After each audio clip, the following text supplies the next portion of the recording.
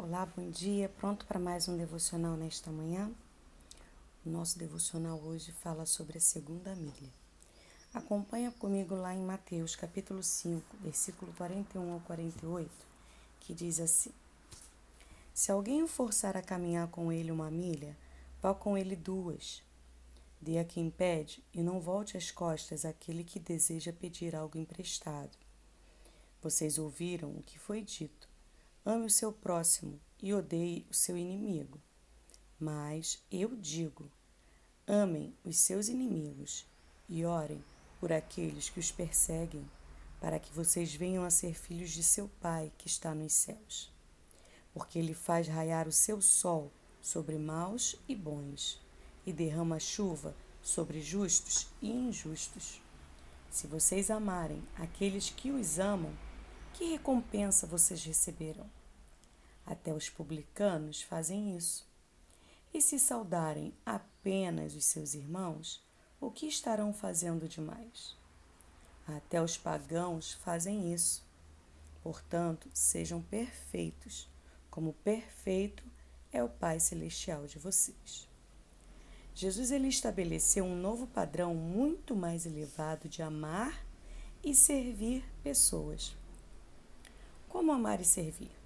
Jesus diz que é indo além. Se lhe pedirem que ande 1 quilômetro, ande 2. Na prática da vida, funciona fazendo mais do que lhe foi solicitado. Se o chefe pediu algo, faça o que ele pediu e faça mais do que ele pediu. Se a sua professora, ou mãe, ou treinador pediram para fazer alguma coisa, faça além, faça sempre mais. A cultura da segunda milha é fazer pelos outros mais do que foi requisitado. Assim, Jesus nos ensina como servir com muita intensidade. A questão seguinte é a quem devemos servir com muita intensidade. No texto acima, percebemos 3 tipos de mentalidade: a do publicano, a do pagão e a do cristão. A primeira diz assim: se vocês amarem aqueles que os amam, que recompensa vocês receberão? Até os publicanos fazem isso.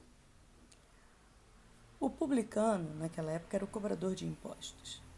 Ele gostava da barganha, da troca, né? Ele ama e serve e pode até fazê-lo com intensidade, mas somente para aqueles que podem e que irão retribuir. Jesus disse que os cobradores amam com essa mentalidade de troca, de que precisa haver lucro para servir e amar. Você só ama quem é do seu interesse? Você escolhe as pessoas a quem irá servir com base no que podem lhe retribuir? Sua mente funciona nessa mentalidade de troca? Você transforma amor e serviço em barganha? É uma coisa para a gente meditar nesta manhã. A segunda mentalidade que nós falamos é a do pagão. E aí no versículo 47 diz assim: e se saudarem apenas os seus irmãos, o que estarão fazendo demais? Até os pagãos fazem isso.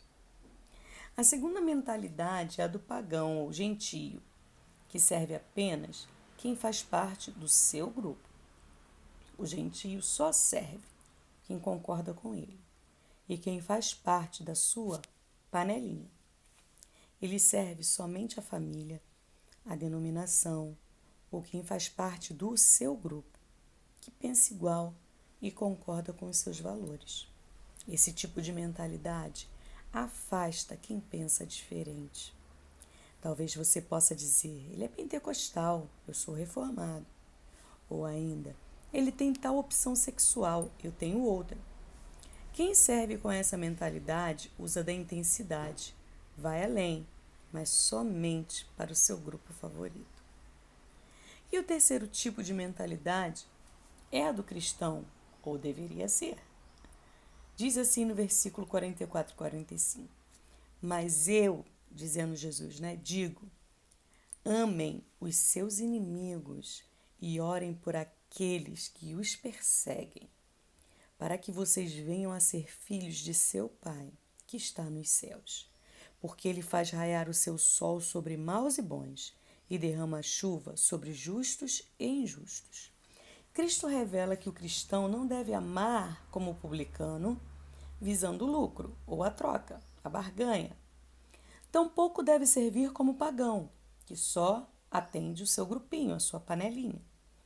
O cristão não tem como um combustível a aceitação do grupinho ou o retorno financeiro.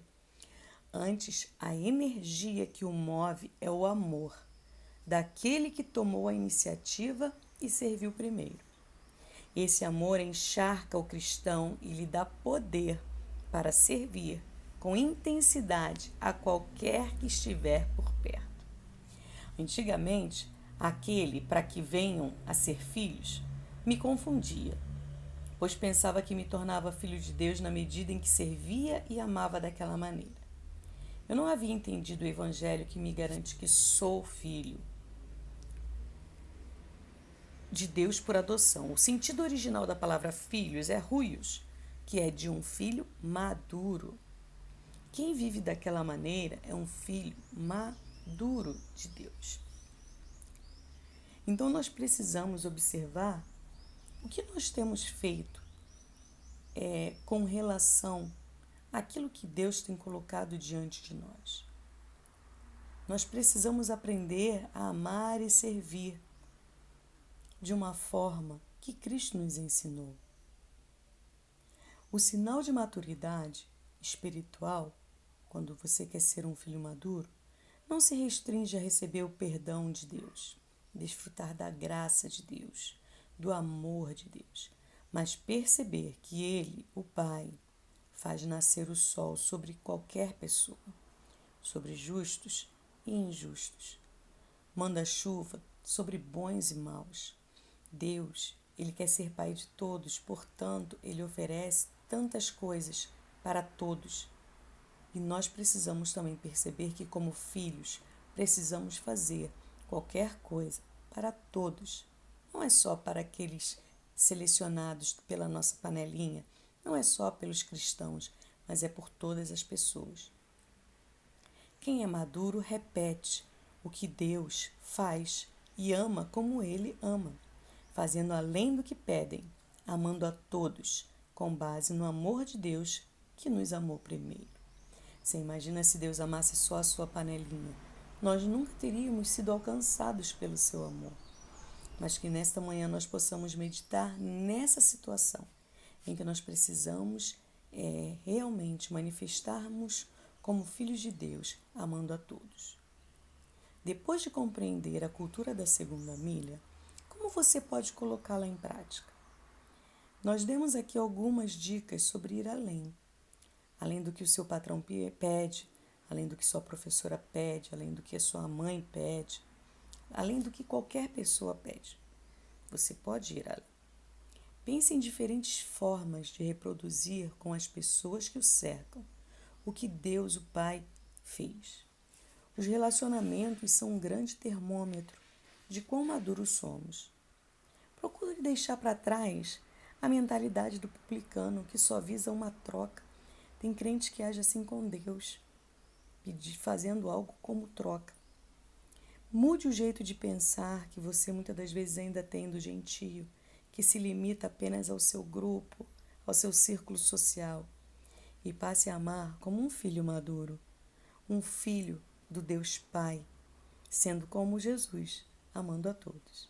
Vamos orar nesta manhã, então? Feche os teus olhos e ore comigo assim. Pai amado, enquanto estava aqui nesse devocional, me vi interesseiro e limitado em meu amor e serviço.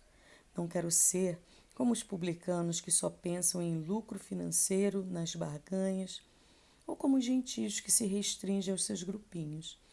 Quero amar como seu filho Jesus amou, que é maduro e que nos deixou exemplo. Quero me abastecer do seu amor.